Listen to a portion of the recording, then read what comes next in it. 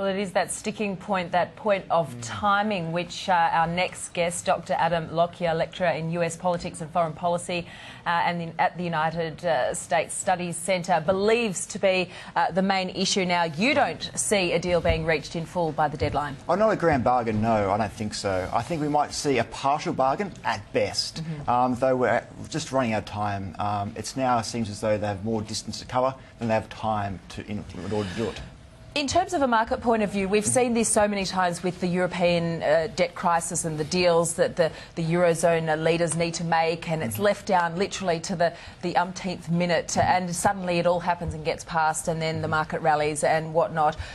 Do you think that the markets are expecting the same thing, even though you're sceptical of a full deal? Yes, well, we've seen the markets seem to have optimism over the past week. They've been growing in optimism, and they've been right to do so, because you've had President Obama and John Boehner seemingly coming closer to a position which they can both agree upon.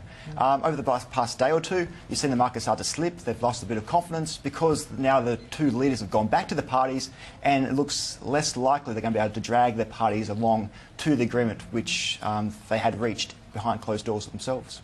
Let's talk about this, as it were, insurance policy that the House Speaker is pushing, a high-stakes strategy, this Plan B, which would, if anything, not meet with what Barack Obama, who's set to go off to Hawaii, he wants his holiday, and he had counter-proposed earlier this week $400,000. If you're earning more than that, then you get a tax hike. Boehner's saying it should be $1 million threshold. So it looks as if the so-called Plan B doesn't really pass muster. No, the Plan B is a non-starter. Barack Obama has already said that he will veto the Plan B if it ever reaches the White House, and it's unlikely to reach the White House at all because it's unlikely to ever see the light of day in the Senate.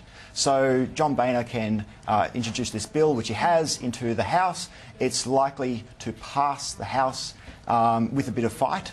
But it's not going to get through the Senate, and let alone past the White House. Well, why, though, then the push on using it as leverage if it really doesn't have any? It's for two reasons. The first is so that Boehner can look as though he's trying to do something, that it's the Democrats who are obstructing any deal being made. So this becomes political, not economical again? It's always a political story. So although the consequences are economic, it's always been a political story. The concession Obama made this week about Social Security benefits, if anything, being reduced, that is angering Democrats.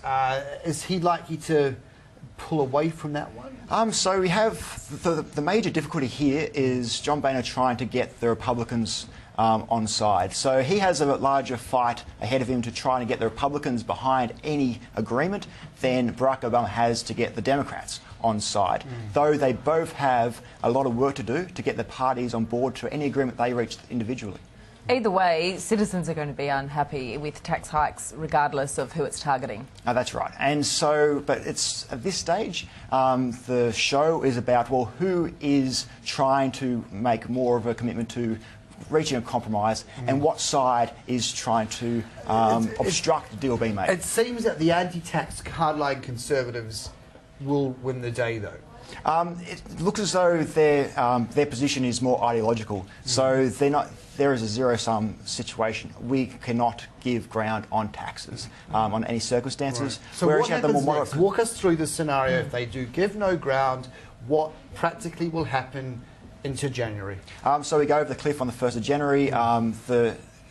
Congress comes back. It's a brand new Congress when they come back in the new year. And then we either need to start all again because you have fresh faces in the negotiations. Will we see another one-year time frame put on this, I think that on the Democrats' side, they want a solution now. At no time in the future or the near future will they be in a stronger negotiating position as they are now. The Republicans, on the other hand, would prefer to kick the can down the road because in a year's time they will then be in a relatively stronger negotiating situation. Are you predicting John Boehner loses his gavel over this? Is he still around into next year? That's touch and go. He seems to be putting on a pretty good show at this stage. He seems to be trying to please his party as much as he can, and this is why we don't have an agreement right now.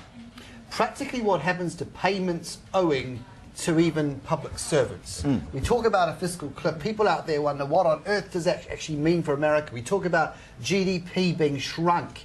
How does that suddenly occur? Because this has been known for so long. Yes, so there's two parts of this story. The first part, the Bush-era tax cuts. They talk about the Bush-era tax cuts as a bundle because there's a whole lot of different taxes all grouped together. Some income tax, some payroll tax. It's all grouped in together. On the other hand, you have spending cuts, which automatically kick in on in the new year. And this was the solution to the deficit ceiling crisis we had earlier in last year. And the agreement there was that automatically there was going to be $55 billion taken out of Social Security and $55 billion taken out of defence. So the idea was it was going to hurt the Republicans and the Democrats equally. But that's what they're going to do, is taking a whole bunch of money out of the economy. At the same time, you then tax, the tax breaks expire and people stop spending money. So on the one hand, the government stops spending money, people stop spending money, and we dip back into recession. And that, yeah, that's what is likely to happen now if it doesn't occur by this 1st of January. But certainly that'll have a ripple effect for markets globally, for global growth. The focus has been on China so much this year. We've seen the Chinese pull back as one of the major buyers of government US treasuries. So it is likely to ripple around. But all in all, to sum it up, are you optimistic right now, today, at this point of time?